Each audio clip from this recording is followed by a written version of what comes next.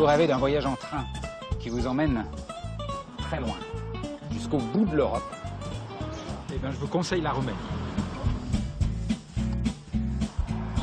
Ici, les wagons réussissent à se débrouiller sans locaux pour avancer.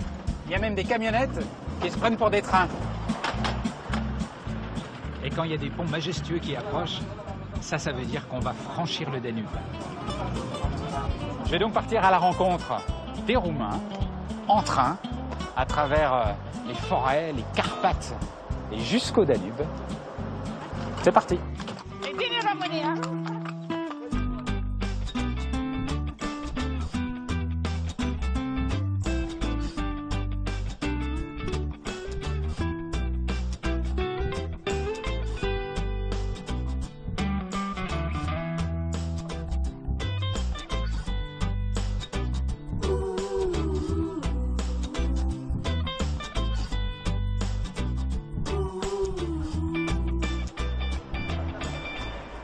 La Roumanie.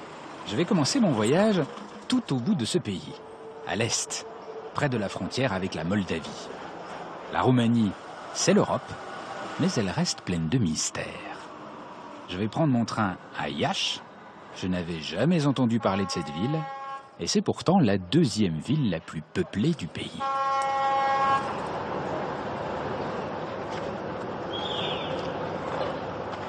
Mon premier train roumain, c'est là.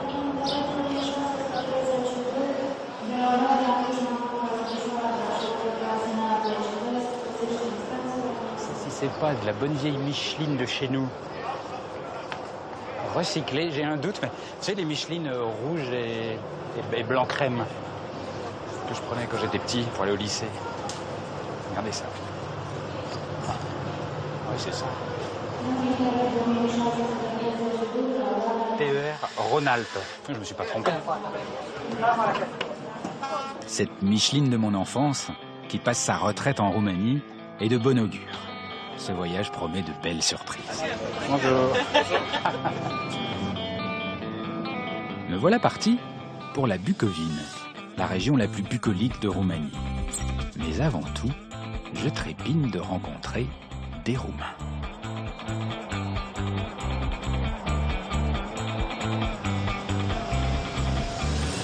Je vous y prends, vous êtes en train de discuter avec les voyageurs. Oui, exactement, je suis en train de faire connaissance. Vous avez le temps de faire un peu des connaissances dans les trains, c'est un métier sympathique pour ça, en Roumanie?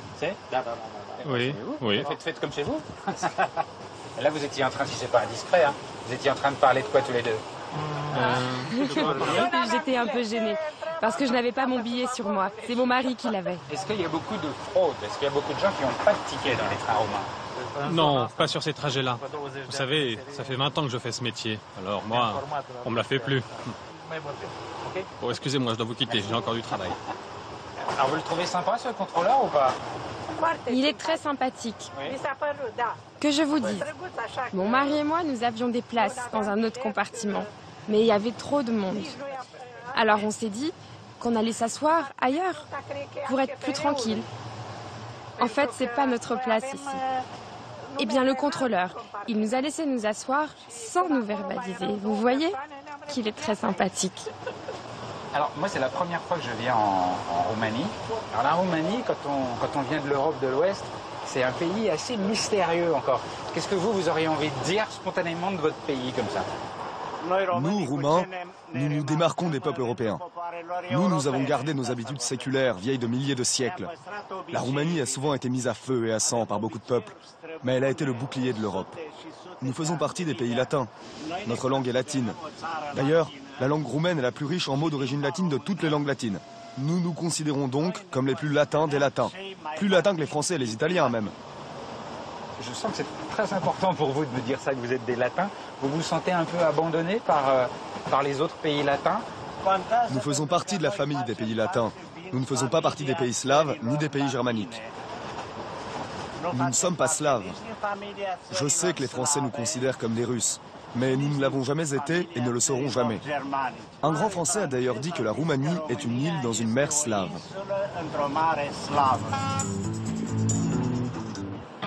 On arrive. Bah écoutez, moi je suis très content d'avoir fait ce premier voyage en train avec vous. C'était super. Merci beaucoup. Au revoir. Au revoir. Merci beaucoup. Au revoir.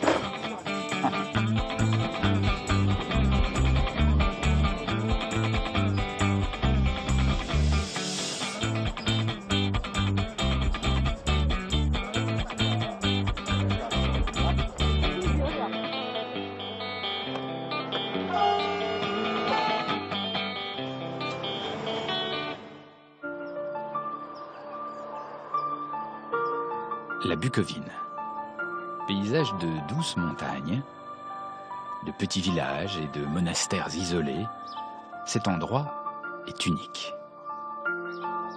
Les murs extérieurs des monastères sont couverts de fresques, de peintures, un peu comme des bandes dessinées géantes, à ciel ouvert.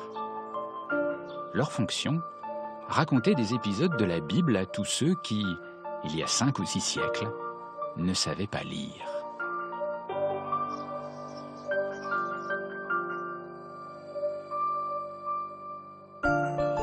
La Roumanie est principalement chrétienne, orthodoxe. Il y a beaucoup de sentiments religieux dans ce pays, et après des années de frustration pendant l'époque communiste, aujourd'hui, le dimanche, les églises sont pleines.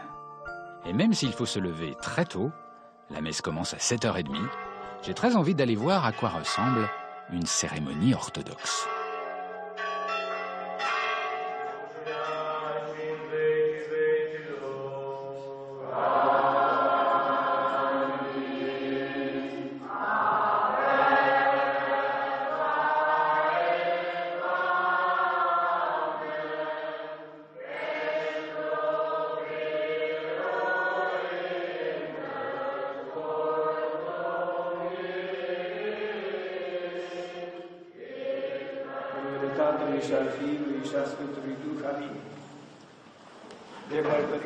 Mes très chers fidèles, je veux que vous preniez en considération l'esprit des saints et leur dévouement.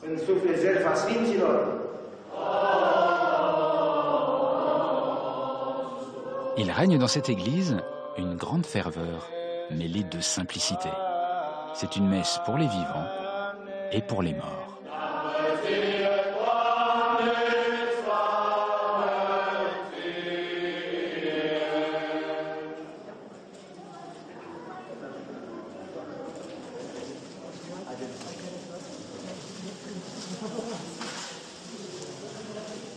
Je peux rentrer? Bonjour. Ça va? Oui, ça va, mais je suis fatigué. Je me suis levé très tôt. Vous savez, les messes orthodoxes sont très longues. L'orthodoxie demande toujours une part d'effort personnel. On ne peut pas faire de messe d'une demi-heure en restant assis sur une chaise. Pour affirmer sa foi en Dieu, en fait, il faut souffrir un peu.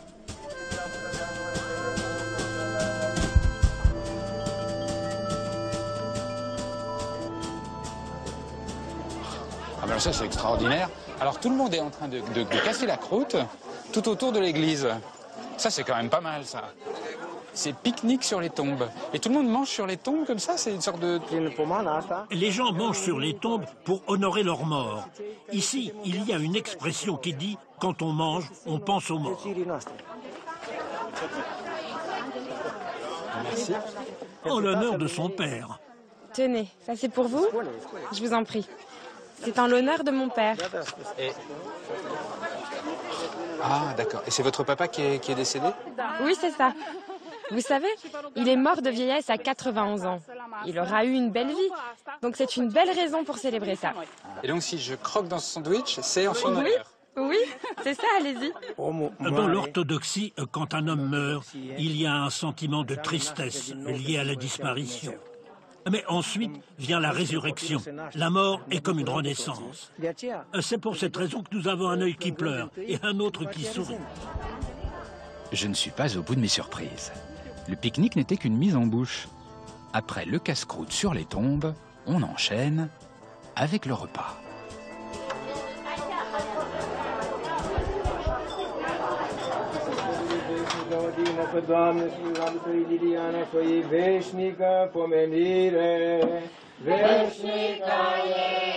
Qu'est-ce qui se passe ici? C'est toujours pour honorer les morts? On est comme une famille ici. On vient et on mange comme si le mort était avec nous, à nos côtés. Bonjour. Après la messe, il y a un petit festin comme ça uniquement quand il y a des morts qui ont été honorés ou c'est tous les dimanches? C'est pas vraiment tous les dimanches non plus, mais ça arrive très souvent. Nous avons une cuisinière qui prépare les repas et qui s'occupe de dresser les tables pour le déjeuner. Vous savez, le prêtre, c'est notre hôte.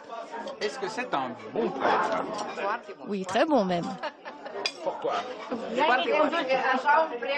n'y en a pas deux comme lui. On est très fiers, vous savez. On l'aime beaucoup. Que Dieu lui prête une longue vie et une bonne santé. Il est en train de rougir. Vous allez bientôt faire pécher d'orgueil, hein? C'est pas moi, c'est de leur faute.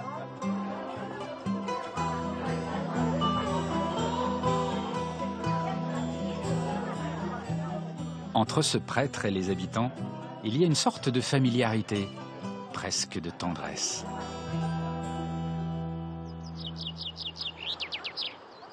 Je décide de rester au village et d'aller dès le lendemain lui rendre une petite visite.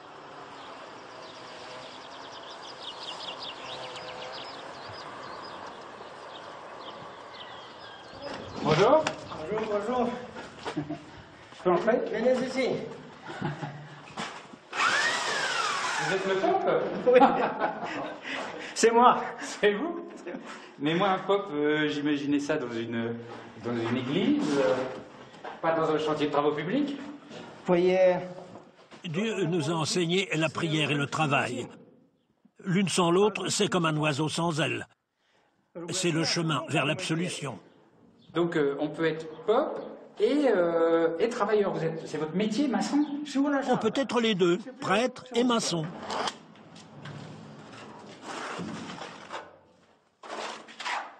Vous préférez être en train de faire la messe à l'église ou en train de faire de la maçonnerie? L'un ne va pas sans l'autre.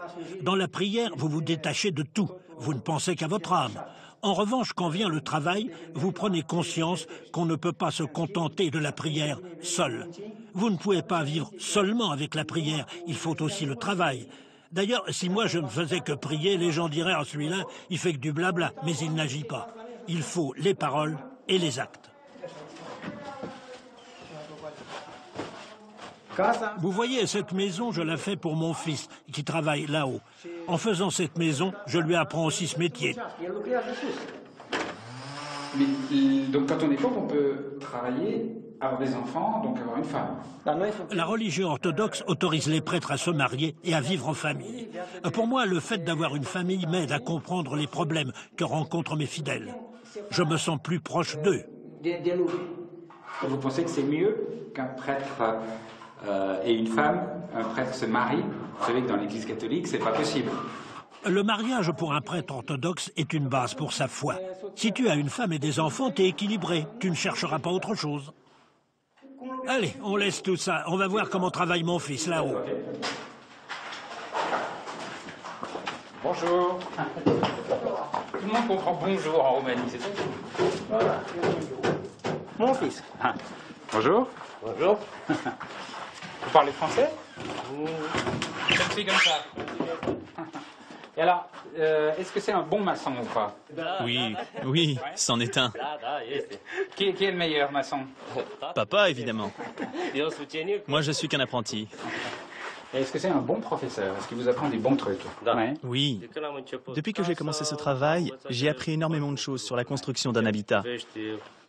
J'essaie de m'appliquer dans mon travail. Et si je réussis, je le dois à mon père. Ça va être quoi votre métier? Maçon? Non, prêtre. Je veux être prêtre dans la même église que papa et construire des maisons pendant mon temps libre. Ah bon? Ah, vous voulez... Ah, donc exactement comme papa alors? C'est-à-dire prêtre et maçon? Si. Allez, non, mais il vous admire, hein? Ça me réjouit beaucoup qu'il m'admire. Moi aussi, je l'admire, vous savez, parce qu'il apprend bien. Comme vous voyez, on travaille ensemble. Nous faisons tout ensemble. Se reposer, écrire et bien sûr parler de Dieu.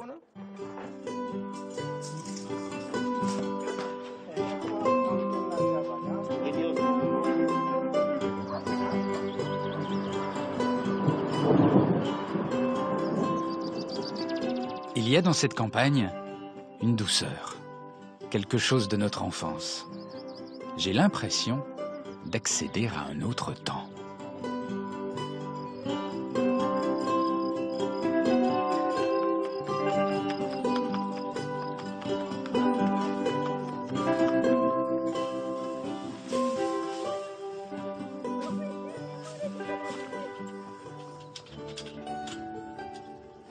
Comment vous avez fait pour l'arrêter? Vous lui dites brrr, brrr. Oui, exactement. Je lui dis brrr et il m'écoute. Chez vous, vous ne faites pas comme ça? Vous savez, on travaille comme ça en Roumanie, à l'ancienne, avec la charrue et le cheval.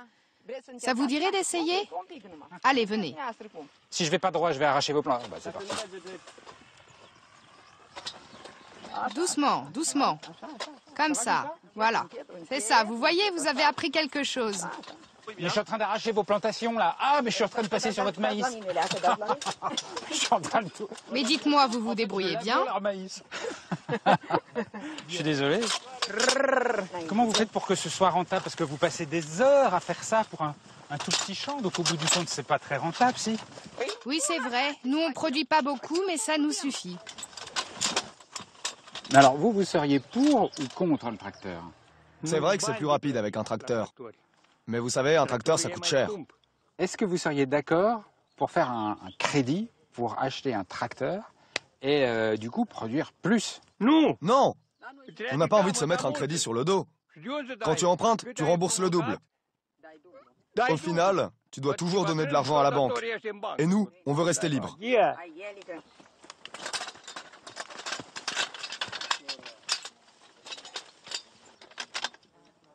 Et qu'est-ce qui vous donne cette espèce de joie sur le visage, ce sourire à vous tous? Disons que ça compte pas pour nous d'avoir beaucoup de sous. On s'en fiche. Ce qui compte, c'est d'être heureux comme on est. Vous savez, ceux qui ont beaucoup de sous, ils y pensent beaucoup. Nous, on n'en a pas, donc on n'y pense pas.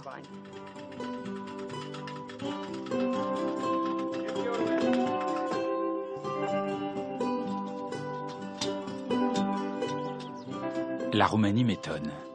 Je suis à la fois en Europe et ailleurs. La sensation d'être comme à la maison et au bout du monde. J'ai entendu parler d'une petite vallée perdue, au nord du pays, dans une région de forêt profonde. Une vallée où il n'y aurait aucune route. L'unique moyen pour aller d'un point à un autre serait une voie ferrée.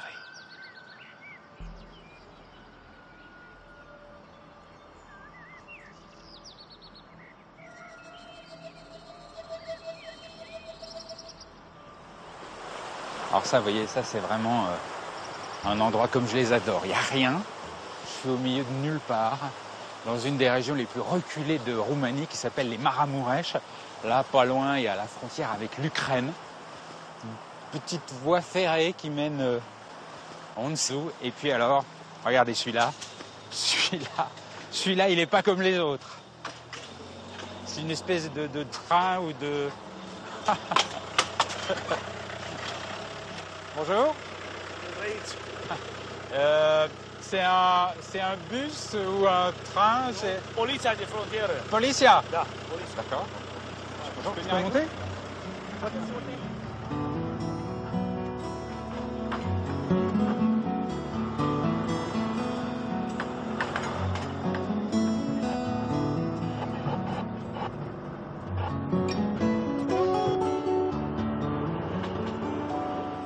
Et vous allez où comme ça là?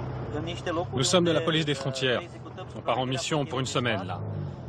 Nous allons surveiller les passages entre la frontière roumaine et ukrainienne. C'est une zone isolée qui est tout au bout de cette voie ferrée. Vous êtes en train de changer de monde, vous basculez dans autre chose. On peut dire ça. C'est vrai que lorsqu'on part, on laisse des choses derrière nous. On est envahi par un sentiment de tristesse et de mélancolie, mais bon, il faut rien y faire. Comme en plus on est une petite équipe, il faut absolument qu'on s'entende comme des frères. Sinon ça se passerait pas bien, c'est certain. Alors, moi j'adore votre train de la police des frontières. Et, en fait c'est un véhicule de police auquel vous avez mis des roues de train, c'est comme ça? En fait c'est un véhicule qui était censé rouler sur le bitume et que l'on a adapté à cette ligne de chemin de fer particulière de la vallée du Vasser.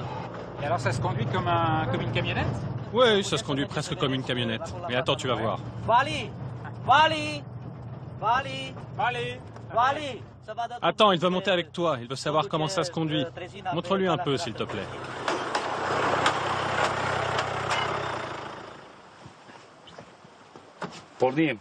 On démarre? Le contact, c'est comme sur une voiture. Jusque-là, je comprends. Les vitesses. Ensuite, on passe les vitesses. Comme les camions. Ce que je comprends pas très bien en revanche, c'est le volant. À quoi ça sert le volant? Juste à freiner.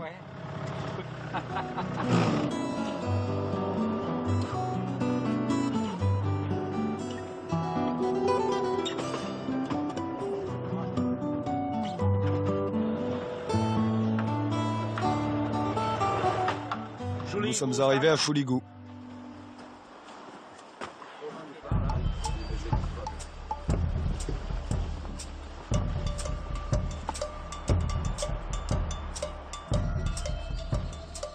Et donc là, c'est parti, vous partez patrouiller à travers la forêt, jusqu'à la frontière. Oui, et il faut qu'on monte pendant 3 heures jusqu'à ce qu'on arrive à la frontière. Et qu'est-ce que vous regardez là quand vous patrouillez comme ça? Qu'est-ce que vous cherchez? D'abord, on observe le terrain et ensuite, on contrôle toutes les personnes qui circulent dans la région.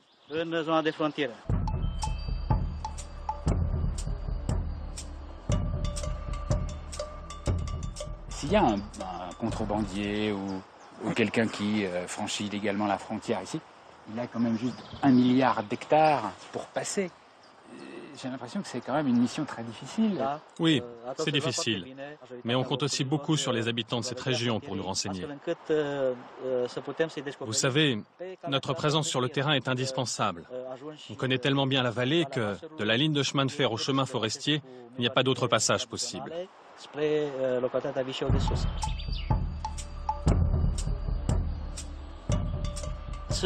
Bon, excusez-moi, mais on a assez parlé pour aujourd'hui. On n'avance pas assez vite. Et il faut qu'on y aille. On a encore du chemin à faire. Ah, je suis désolé, je vous ai ralenti, je suis trop lent. Vous voyez qu'il ne faut pas que je vous suive. Merci beaucoup. Désolé. Et je vais redescendre vers la voie ferrée. Il y a un peu des trains qui passent de temps en temps. Ne vous inquiétez pas. Vous allez bien en trouver un pour que vous puissiez continuer votre route. Merci beaucoup. Désolé de vous avoir un peu ralenti. Puis bonne patrouille. Au revoir. C'est courageux.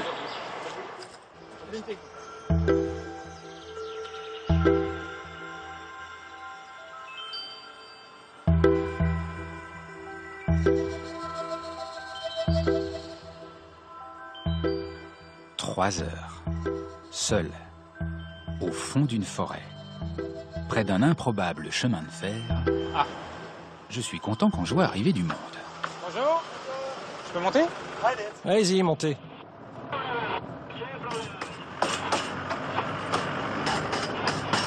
Qu'est-ce que vous allez faire, vous, là, dans la forêt? On est garde forestier. Là, on va marquer des arbres qui seront abattus et vendus ensuite aux enchères.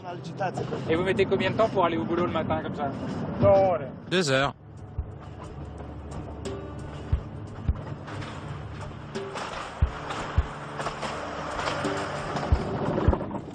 Ah.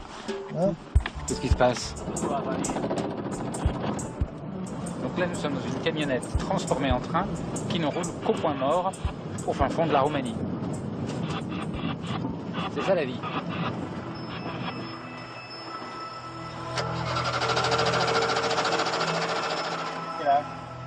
J'en sais rien, elle démarre plus. À quelle heure la nuit tombe et les ours s'attaquent? Normalement vers 21h30. La nuit ou les ours? La nuit d'abord, les ours y viennent un peu plus tard. Donc on a une espérance de survie de combien? Si on a la santé, encore 100 ans. Allez, venez me filer un coup de main. Ça va pas?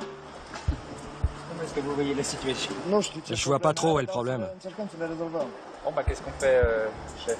Je crois qu'il va falloir qu'on pousse. Et j'espère que ça va démarrer. Hein. Allez, venez.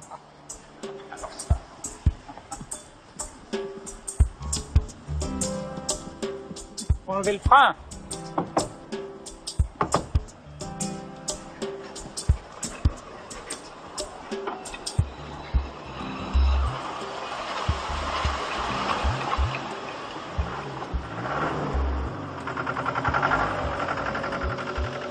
Ben voilà, c'est reparti. Et on a bien poussé.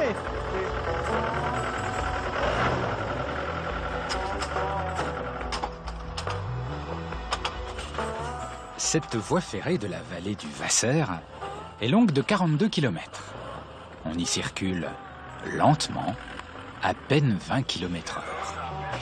Elle a été construite à partir de 1929 pour les activités forestières et le transport du bois. C'est aujourd'hui encore sa principale fonction.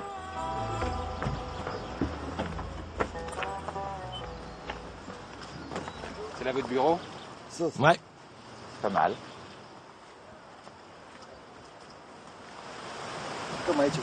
C'est par là. Là?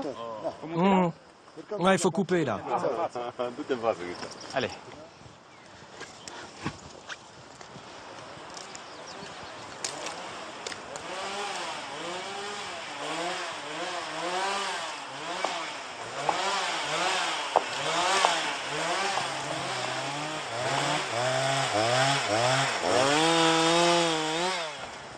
Voilà, on est arrivé. C'est l'heure de la coupe, là? Ouais, vous tombez bien. Il pleure un peu, là. Non, il pleure pas. De toute façon, il faut le couper. Il a le foie malade. Il a des problèmes de foie. Il boit trop? Ça dépend si on lui donne à boire ou pas. Allez, poussez-vous, vous n'avez pas de casque.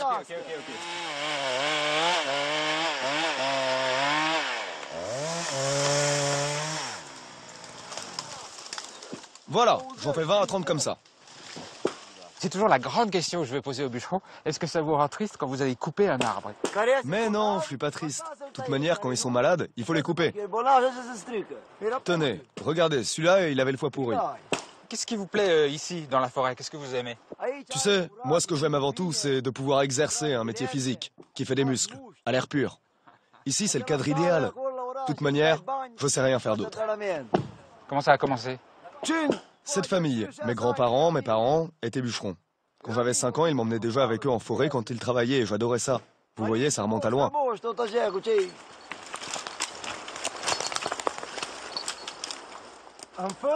Maintenant, je vais attacher le tronc avec ce câble. Et c'est le cheval qui va le tirer jusqu'en bas. Et c'est pas dangereux, là, quand il va tirer l'arbre d'un seul coup? Et c'est le cheval qui transporte les arbres dans la forêt? Le cheval, il va doucement. Et nous, on le guide pour que le tronc reste toujours dans la bonne trajectoire et ne vienne pas heurter ses pattes arrière.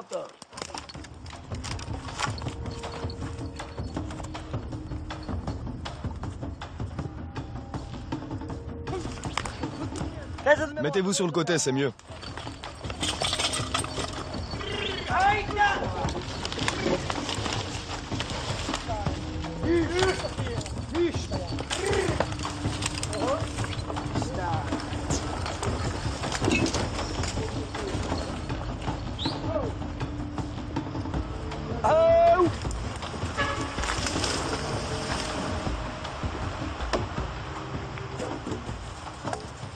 J'ai l'impression en plus que cette vallée, elle est comme protégée par le fait qu'il n'y ait qu'un petit train et pas de voiture, pas de camion.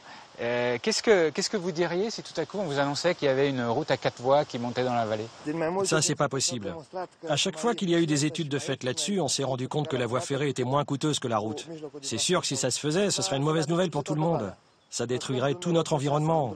La nature en prendrait un sacré coup. C'est marrant parce que à la fois vous faites un métier qui a l'air quand même assez dur, assez physique, dans des conditions qui ne sont pas simples, et en même temps on a l'impression que vous êtes dans un petit cocon douillet. Je me trompe?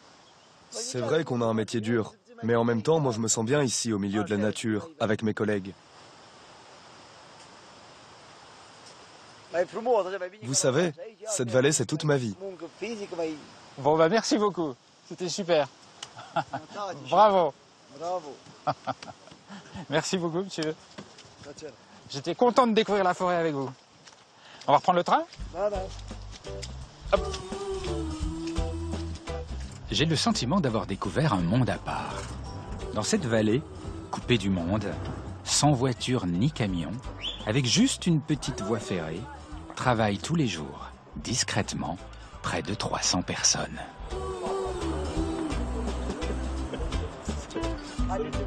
Regardez, là, un wagon. Devant, pas de locomotive.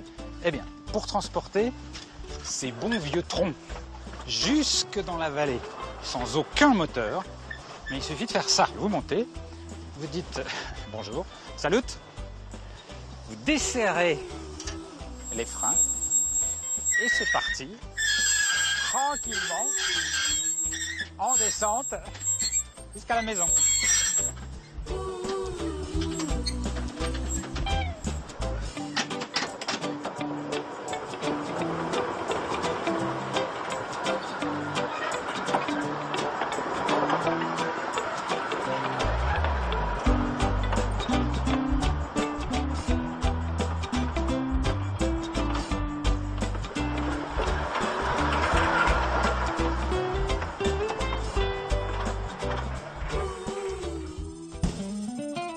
Je file maintenant vers Shigishohara.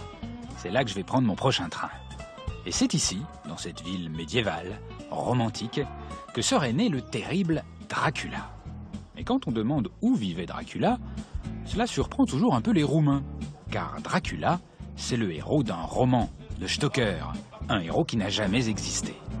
En revanche, il est en partie inspiré d'un personnage réel, né à Shigishohara au XVe siècle, le prince Vlad Tepes, ou Vlad l'Empaleur, c'était pas un tendre. Vlad Tepes s'appelait aussi Dracula, du surnom de son père, Dracule. Certains disent qu'il avait la peau pâle et qu'il était sensible à la lumière, mais il n'y a pas vraiment de traces précises indiquant qu'il buvait le sang de ses ennemis. Ce qui est sûr, c'est qu'il y a bien des vampires dans le folklore d'Europe centrale. Le Dracula du roman serait donc en fait un peu de tout cela à la fois.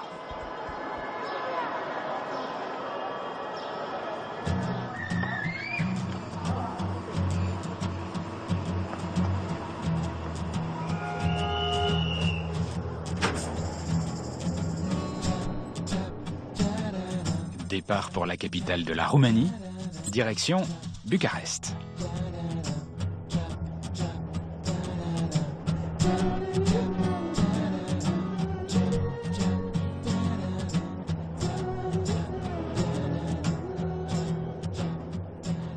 Salut. Je peux m'asseoir là? Alors, qu'est-ce que vous lisez là? Quelles sont les nouvelles du jour? Il y aura une invasion de moustiques à Bucarest. Et est-ce que le moustique roumain est particulièrement dangereux? Oui, ils font assez mal. Surtout quand ils sucent beaucoup de sang. Qu'est-ce que vous avez, les Roumains, avec cette histoire de sucer le sang? C'est vrai qu'on dit que le comte Dracula empalait ses ennemis et ensuite leur suçait le sang. Mais moi, j'y crois pas. C'est que des histoires, ça. Donc en fait, si je résume, en Roumanie, à Shigishohara, on se fait sucer le sang par Dracula, et à Bucarest, par les moustiques, c'est ça? Oui, c'est ça. Tout est lié au sang en Roumanie. Et qu'est-ce que c'est que cette histoire? Pourquoi? Je sais pas. Eh ben, merci beaucoup.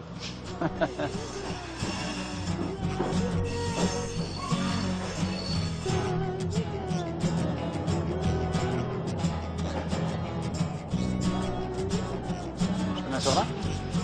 Je vous en prie. Désolée, je ne comprends pas. Je ne parle que le russe qu'on nous obligeait à apprendre à l'école. Quel souvenir, quelle sensation vous gardez de cette époque communiste, vous? Tu sais, j'en garde un souvenir excellent. À l'époque, j'avais du travail. Depuis, tout ce pourquoi on a travaillé a été détruit. Nous encore, on a une retraite, mais les jeunes, ils n'ont pas de travail. Alors j'ai l'impression que derrière, il y a des gens qui réagissent, qui n'ont pas l'air d'accord. En fait, le communisme a ralenti la croissance de la Roumanie par rapport aux autres pays. Aujourd'hui, on a énormément de retard, vous savez. Que je vous dise, Ceausescu a été dur, il faut le reconnaître, mais il a été intelligent. Avec lui, le pays était uni. Aujourd'hui, plus rien n'est fait pour les jeunes. Ils n'ont même pas de travail, ils n'ont pas de logement, ils sont même obligés de partir à l'étranger. Tout a été détruit. C'est dommage pour ce très beau pays qui était plein de richesses, avec tout ce que nous avions bâti, nous, les anciens. Vous savez, les personnes âgées, elles ont vécu le communisme. Mais nous, les jeunes, on n'était même pas nés à cette époque. C'est du passé, tout ça, maintenant. Nous, on peut juste donner un avis. Mais c'est vrai, on rencontre encore beaucoup de personnes âgées qui disent que c'était mieux avant. Merci. Merci beaucoup.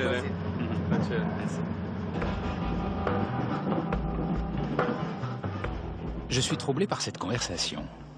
Pour ma génération, vue d'Europe de l'Ouest, il est difficile d'oublier Ceausescu, un dictateur qui se faisait appeler le génie des Carpates, le Danube de la pensée, qui déplaça des populations, fit raser des milliers de villages, mit en place la Securitate, la police politique redoutée, Il finira exécuté avec sa femme Elena devant les caméras de télévision en 1989, lors de la révolution roumaine, après un procès expéditif.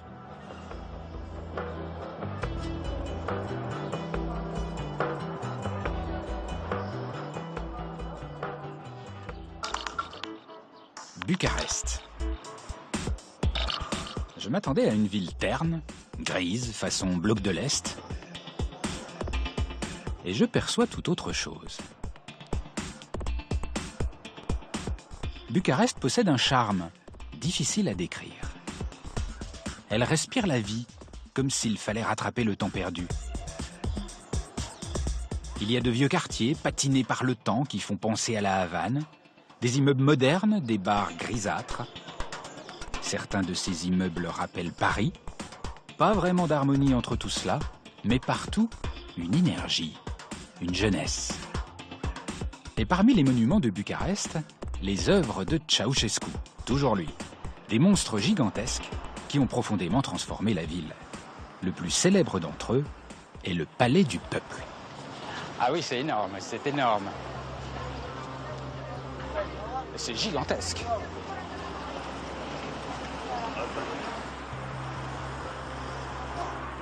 Oui, il faut être un petit peu mégalo, je crois, pour faire ça. Parce que quand on voit ça, il faut quand même penser que là, il y a 1/6 de Bucarest qui a été rasé pour construire ce bâtiment.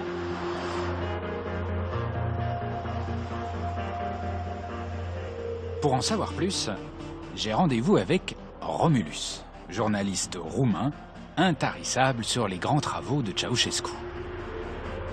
Bonjour. Bonjour. Et c'est dément, hein? Oui, c'est un bâtiment qui fait 330 000 mètres carrés. C'est gigantesque. Avec ses 85 mètres de haut, c'est le bâtiment le plus haut de Bucarest. Et le plus intéressant, c'est qu'il fait 92 mètres de profondeur. Ceausescu y a fait construire 2 bunkers atomiques. Ah oui, donc c'est la moitié de l'iceberg là qu'on voit seulement. Oui, on peut dire ça. Vous savez, c'est plus gros que les pyramides égyptiennes et mexicaines. C'est un des plus grands bâtiments du monde, vous savez. On va voir dedans? Oui. Allez.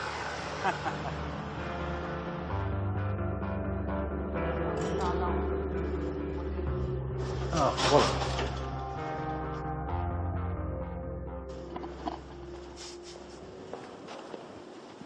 Enfin, c'est incroyable.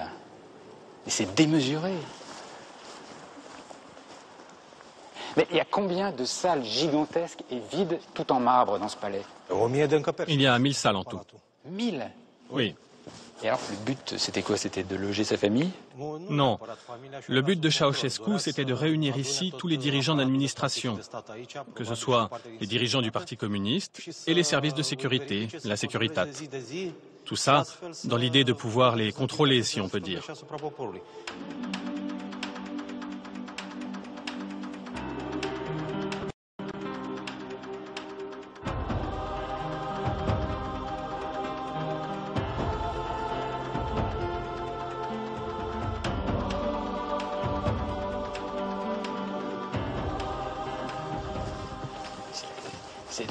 Oh là là là. C'est de plus incroyable en plus incroyable. Oh, c'est plus qu'immense. Est-ce qu'on peut dire que c'est le délire d'un homme à qui on ne mettait aucune barrière? Ceausescu faisait vraiment ce qu'il voulait, comme il le voulait, et surtout avec l'argent qu'il voulait. Ceausescu l'a fait à un moment où son peuple souffrait de nombreux manques et mourait de faim. Les magasins étaient vides, il fallait faire des queues interminables pour pouvoir se nourrir. Non, vraiment, pour construire un bâtiment aussi immense, il fallait être fou. Finalement, on peut dire que c'est la période où les Roumains ont vécu le plus mal pendant tout le communisme.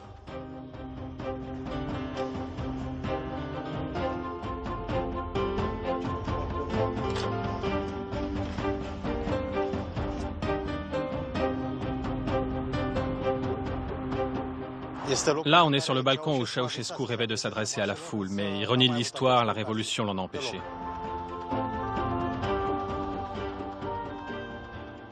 Moi, j'ai participé à cette révolution qui l'a renversé, mais c'était il y a 22 ans. Depuis, de nouvelles générations sont arrivées et pour moi, tout cela appartient au passé. La révolution de 1989 a donc empêché Ceausescu de finir ses grands travaux. Comme ces énormes bâtiments, jamais terminés, et censés devenir le musée du Parti communiste.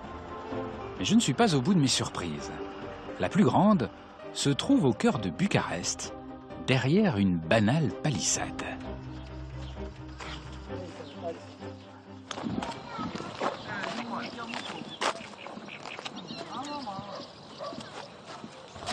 Alors ça, j'ai du mal à imaginer ce que c'est. Ceausescu a voulu faire construire un lac, une immense base nautique olympique. Et depuis la Révolution, ces 200 hectares sont restés en friche. Ici, à l'époque, il y avait un quartier avec 200 maisons, un monastère célèbre qui datait du XVIe siècle, mais aussi une prison. Et Ceausescu a rasé tout ça. On a du mal à se rendre compte tellement c'est grand. On est au milieu de la ville. Oui, on peut dire ça. On est dans le 4e arrondissement. C'est un quartier central de la ville.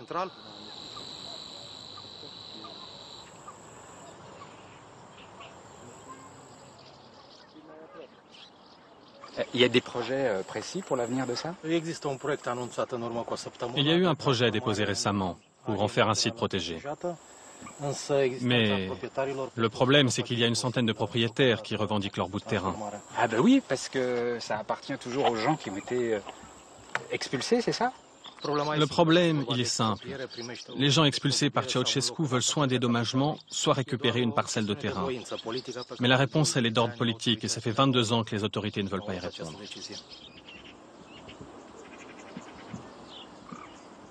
Bonjour.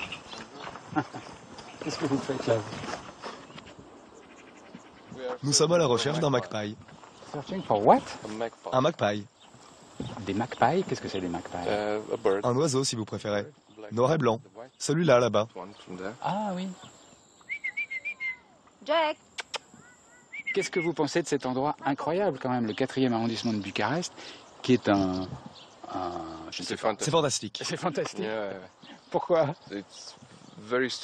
Parce qu'on est en plein milieu de la ville. Vous voudriez que ça devienne quoi, cet endroit dans le futur? Moi, j'aimerais que ça reste comme ça. Hein? Que ça reste de la nature, au milieu de la ville.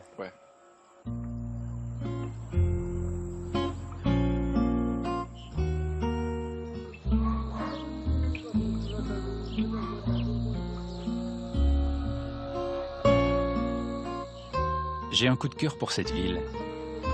C'est tout sauf une ville triste. La grisaille et les blessures sont comme assimilées. Elles font étrangement partie de la ville, du quotidien. La vie est passée par là, elle a repris ses droits. C'est une incroyable leçon face au temps qui passe.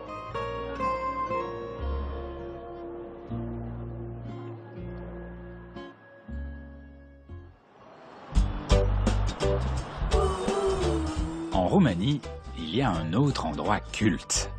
Après Bucarest, j'ai très envie d'aller découvrir le delta du Danube. C'est à peine à quelques heures de train.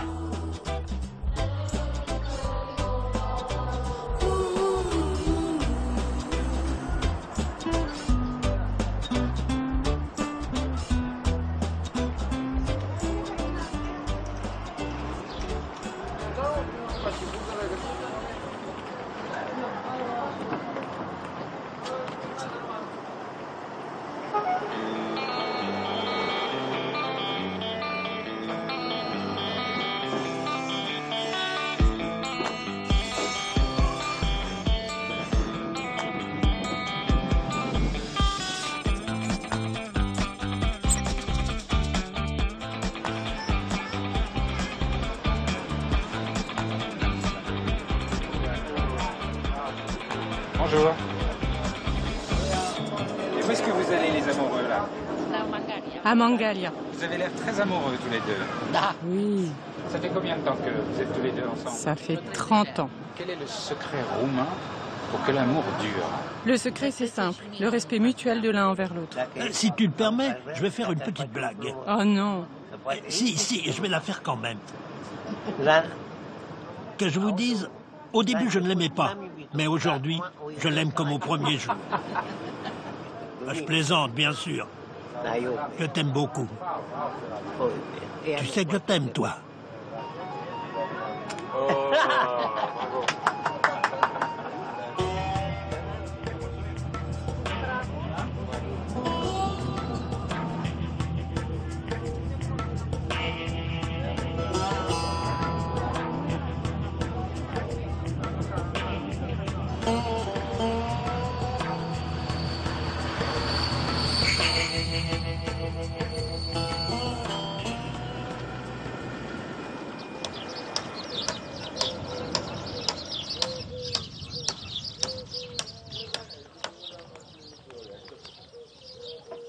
Le delta du Danube.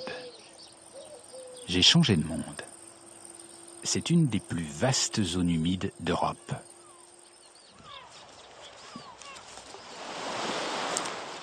C'est le lieu de rendez-vous des oiseaux migrateurs, une des plus grandes roselières du monde et le paradis du pélican.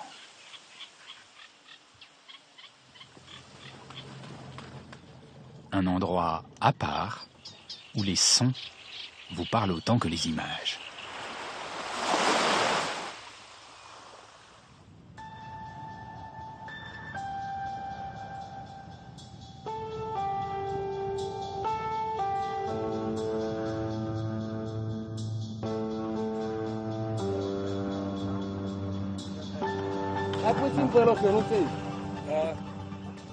Can I go? Asseyez-vous là-bas. C'est pas stable, hein? Ça dépend pour qui. Regardez, à peine je bouge. Bon, je le mets comme ça. Je le mets comme ça, hein? Arrêtez de rigoler.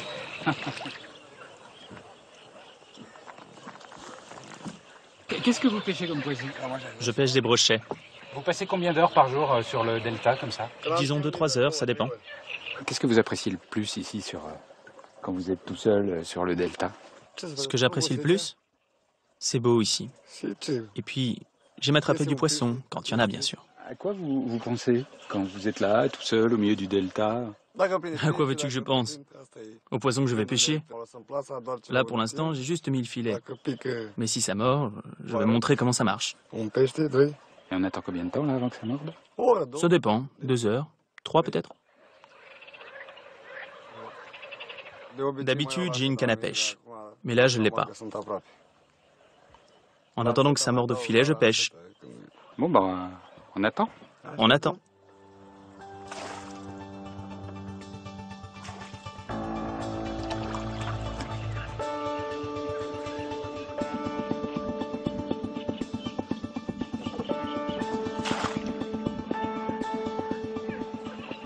Comment vous avez vu qu'il y avait du poisson? Il y a des petits flotteurs qui ont bougé. Ah, mais il est beau. Oui, il est beau. Ah, c'est un beau poisson.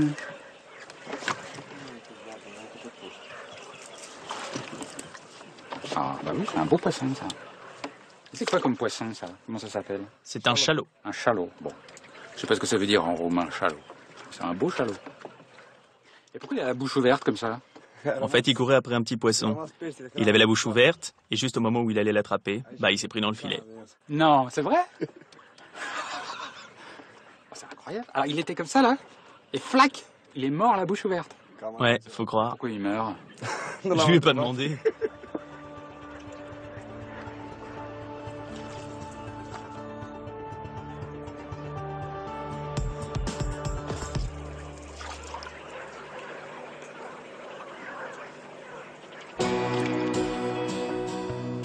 C'est là, au cœur du delta, que s'arrête mon voyage. Je trouve qu'il y a dans ce pays quelque chose d'unique. Quelque chose qui vous prend aux tripes. La Roumanie, c'est la nature souvent préservée, la campagne de notre enfance, l'attachement aux valeurs, aux traditions.